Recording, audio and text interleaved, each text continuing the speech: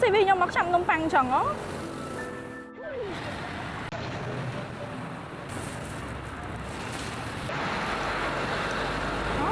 CV ខ្ញុំតើមិនគេយក CV ខ្ញុំមកចាំនំប៉័ងចឹងហ៎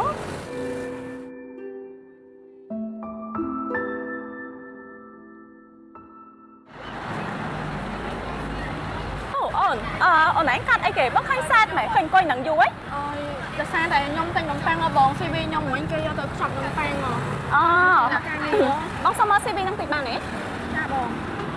ដោយសារតែបងមើលទៅ CV អូនធ្វើអត់តាន់បានល្អទេCV នឹងអូនធ្វើខ្លួនឯងឬក៏អូនជួលគេ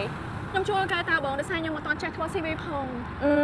អូខេអញ្ចឹងបងសុំណែនាំកម្មវិធីមួយដែលកម្មវិធីហ្នឹងគឺគេមានបរិញ្ញាតាំងពីរបៀបធ្វើ CV ទៀតអូនចាប់អារម្មណ៍អត់ចាំតែបងចាំដោយសារតែខ្ញុំចង់បានការងារធ្វើអូនចាំកំសែតអូនតោះឥឡូវយើងចូលទៅខាងក្នុងទៅគឺបងនឹងរៀបរាប់ប្រាប់អំពីកម្មវិធីហ្នឹងហ្មងណាអូខេតោះអូនតោះ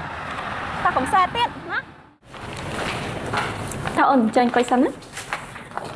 អូនបងអូខេអញ្ចឹង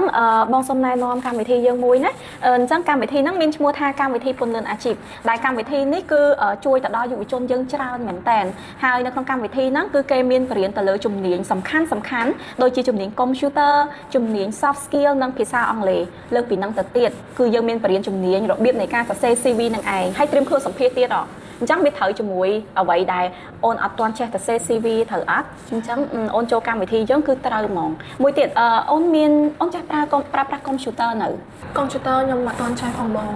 អញ្ចឹងកាន់តែត្រូវទៀតហើយព្រោះអីដោយសារកម្មវិធីរបស់យើងមិញហ្នឹងបងមិនប្រាប់ថាមានបរិញ្ញា Computer ទៀតមែនទេអញ្ចឹងគឺល្អខ្លាំងមែនតើដែលបង recommend ឲ្យអូនចូលអូនហើយវគ្គសិក្សារបស់យើងនឹងបើកនៅឆាប់នេះនៅក្នុងខែតុលាហ្នឹងអញ្ចឹងបងចង់ឲ្យអូនចុះឈ្មោះឥឡូវហើយ